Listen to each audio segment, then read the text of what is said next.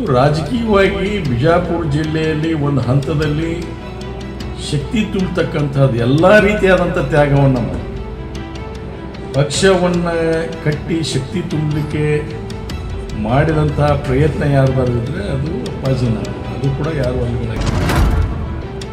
ಆಮೇಲೆ ಯಾರು ಕಾಂಗ್ರೆಸ್ ಪಕ್ಷದಲ್ಲಿ ಇದ್ಕೊಂಡು ಕಾಂಗ್ರೆಸ್ ಪಕ್ಷಕ್ಕೆ ಏನೆಲ್ಲ ಸಂದರ್ಭಾನುಸಾರವಾಗಿ ತಮ್ಮ ವೈಯಕ್ತಿಕ ಲಾಭಕ್ಕೋಸ್ಕರ ಪಕ್ಷವನ್ನು ಯಾವ ರೀತಿಯಾಗಿ ವ್ಯಕ್ತಿಗತವಾಗಿಯೂ ಆಯಿತು ಪಕ್ಷಕ್ಕೂ ಆಯಿತು ಹಾನಿ ಮುಗಿಸಿದರೆ ಅದು ಪ್ರಸಂಗ ಬಂದರೆ ಹೇಳ್ತಾರೆ.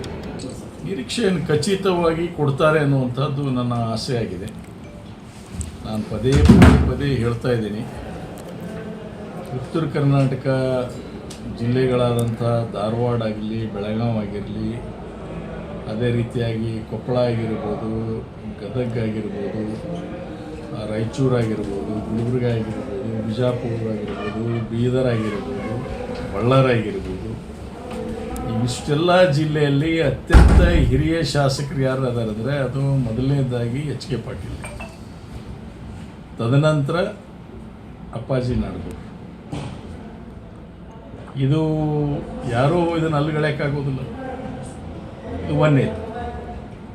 ಮತ್ತು ರಾಜಕೀಯವಾಗಿ ಬಿಜಾಪುರ ಜಿಲ್ಲೆಯಲ್ಲಿ ಒಂದು ಹಂತದಲ್ಲಿ ಶಕ್ತಿ ತುಂಬತಕ್ಕಂಥದ್ದು ಎಲ್ಲ ರೀತಿಯಾದಂಥ ತ್ಯಾಗವನ್ನು ಮಾಡಿ ಪಕ್ಷವನ್ನು ಕಟ್ಟಿ ಶಕ್ತಿ ತುಂಬಲಿಕ್ಕೆ ಮಾಡಿದಂತಹ ಪ್ರಯತ್ನ ಯಾರ್ದಾರು ಇದ್ದರೆ ಅದು ಅಪ್ಪಾಜಿನ, ಅದು ಕೂಡ ಯಾರು ಅಲ್ಲಿಗಳಾಗಿ. ಇವತ್ತು ನಾನು ಅದನ್ನು ಬಿಡಿಸಿ ಹೇಳಕ್ಕೆ ಹೋಗೋದಿಲ್ಲ, ಬರುತ್ತೆ ಪ್ರಸಂಗ ಬರುತ್ತೆ, ಅವಾಗ ನಾನೆಲ್ಲ ಹೇಳ್ತೀನಿ ಅದಕ್ಕೆ ಯಾವ ರೀತಿಯಾಗಿ ಅದನ್ನು ನಾವು ಏನಪ್ಪ ಅಂದ್ರೆ ತಂತ್ರವನ್ನು ಉಪಯೋಗ ಮಾಡಿದ್ದೀವಿ. ಪಕ್ಷಕ್ಕೆ ಶಕ್ತಿ ತುಂಬಲಿಕ್ಕೆ ಎಸ್ ಎಂ ಕೃಷ್ಣ ಅವರು ನನಗೇನು ಸೂಚನೆ ಕೊಟ್ಟಿದ್ದರು, ಆ ರೀತಿಯಾಗಿ ಏನು ಮಾಡಿದೆ, ಇವನ್ನೆಲ್ಲನೂ ಹೇಳ್ತೀನಿ. ಆಮೇಲೆ ಯಾರು ಕಾಂಗ್ರೆಸ್ ಪಕ್ಷದಲ್ಲಿ ಇದ್ಕೊಂಡು ಕಾಂಗ್ರೆಸ್ ಪಕ್ಷಕ್ಕೆ ಏನೆಲ್ಲ ಸಂದರ್ಭಾನುಸಾರವಾಗಿ ತಮ್ಮ ವೈಯಕ್ತಿಕ ಲಾಭಕ್ಕೋಸ್ಕರ ಪಕ್ಷವನ್ನು ಯಾವ ರೀತಿಯಾಗಿ ವ್ಯಕ್ತಿಗತವಾಗಿಯೂ ಆಯಿತು ಪಕ್ಷಕ್ಕೂ ಆಯಿತು ಹಾನಿ ಮುಗಿಸಿದರೆ ಅದು ಪ್ರಸಂಗ ಬಂದರೆ ಹೇಳ್ತೀನಿ. ಇವೆಲ್ಲ ಮೇಲೆಯವ್ರಿಗೆ ಬಹುತೇಕ ದಿಲ್ಲಿಯವ್ರಿಗಾಗಲಿ ನಮ್ಮ ಹೈಕಮಾಂಡ್ನಲ್ಲಿ ಇರ್ತಕ್ಕಂಥ ನಾಯಕರುಗಳಾಗಲಿ ಇದ್ರ ಬಗ್ಗೆ ಸರಿಯಾದಂಥ ಆಲೋಚನೆ ಆಗಿಲ್ಲ ಅಂತ ನನಗನ್ನಿಸ್ತಾ ಇದೆ. ಅವರೆಲ್ಲೋ ಒಂದು ಕಡೆ ಮರು ಮಾಡ್ಕೊತಾರೆ. ಇವೆಲ್ಲನೂ ಅವರು ತಲೆಯಲ್ಲಿ ಇಟ್ಕೊಂಡ್ರೆ ಪಕ್ಷದಲ್ಲಿ ದುಡಿದಂಥ ಹಿರಿಯ ಕಾರ್ಯಕರ್ತರಿಗೆ ಯಾರಿಗೂ ಅನ್ಯಾಯ ಆಗೋದು. ಮತ್ತು ಪ್ರಾಮಾಣಿಕತೆ, ನಿಷ್ಠೆ ಮತ್ತು ಇವೆಲ್ಲನೂ ನೋಡಿದಾಗ ಪಕ್ಷಕ್ಕೆ ಒಂದು ಶಕ್ತಿಯಾಗಿ ಬೆಳೆಯುತ್ತೆ ಮತ್ತು ಜನಾಭಿಪ್ರಾಯ ಪಕ್ಷದ ಪರವಾಗಿ ಏನಪ್ಪ ಮೂಡಿಸ್ಲಿಕ್ಕೆ ಸಾಧ್ಯ ಆಗ್ತದೆ. ಸೊ ಹೀಗೆ ಇದ್ದಾಗ ಅಪ್ಪಾಜಿ ನಾಡಗೌಡ ಕೇವಲ ಒಬ್ಬ ವ್ಯಕ್ತಿ, ಆದರೆ ಜನಸಾಮಾನ್ಯವಾಗಿ ನಾವು ನೋಡಿದಾಗ ಮುದ್ದೇಬಿಹಾಳ ತಾಲೂಕಿನಲ್ಲಿ ಇವತ್ತು ಅಭಿವೃದ್ಧಿ ಹೋಲಿಸಿ ನೋಡಿಕೊಂಡಾಗ ಎಲ್ಲ ಗೋವಿಂದರಾವ್ ಕಮಿಟಿ ರಿಪೋರ್ಟ್ ತೊಗೊಂಡ್ರೆ ಸಿದ್ದರಾಮಯ್ಯ ಸಾಹೇಬರು ಹಿಂದುಳಿದ ತಾಲೂಕು ಅಂತ ಬಂದಿದೆ, ಸಾಕಷ್ಟು ಇನ್ನೂ ಹಿಂದುಳಿದಿದೆ ಅಂತಾರೆ. ಇನ್ನುಗಳಿಗೆ ಶಕ್ತಿ ತುಂಬಬೇಕಾಗಿದೆ, ಅದಕ್ಕೆ ಹಣ ಕೊಡಿಸ್ಬೇಕಾಗಿದೆ.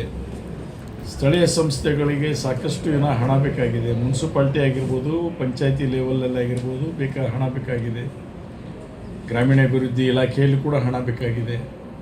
ಇಷ್ಟೆಲ್ಲ ಇದ್ದಾಗ ಒಬ್ಬ ಕ್ಯಾಬಿನೆಟ್ ದರ್ಜೆ ಮಂತ್ರಿಯಾಗಿ ಕ್ಯಾಬಿನೆಟ್ನಲ್ಲಿದ್ದರೆ ಅದಕ್ಕೊಂದು ತೂಕ ಇರುತ್ತೆ, ಒಂದು ಬೇಡಿಕೆಗೆ ಒಂದು ಬೆಲೆ ಬರುತ್ತೆ. ಜನರ ಅಭಿವೃದ್ಧಿ ಆಗಲಿ ಅನ್ನೋದಕ್ಕೋಸ್ಕರ ನಾನು ಕೇಳ್ತಾ ಇರೋದು, ಅಪ್ಪಾಜಿ ನಾಡಗೌಡ ಒಬ್ಬ ವ್ಯಕ್ತಿ ಅಂತ ಹೇಳಿದ್ದೀನಿ. ಇವತ್ತು ಶಕ್ತಿಯಾಗಿ ನಿಂತವ್ರು ಯಾರು? ಇವತ್ತು ಮತದಾರರು, ಜನರು.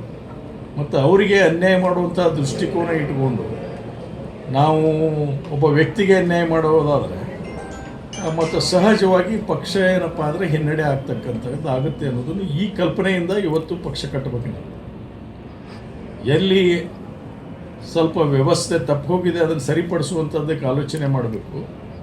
ಈ ಒಂದು ಮತ್ತು ಪ್ರಬಲ ಸಮಾಜ ಇವತ್ತೇನಪ್ಪ ಅಪ್ಪಾಜಿ ನಾಡಗೌಡ ಒಬ್ಬ ಏನಿಲ್ಲ ಅನ್ನೋ ಪ್ರಶ್ನೆ, ಒಂದು ಪ್ರಬಲ ಸಮಾಜ ಇದೆ.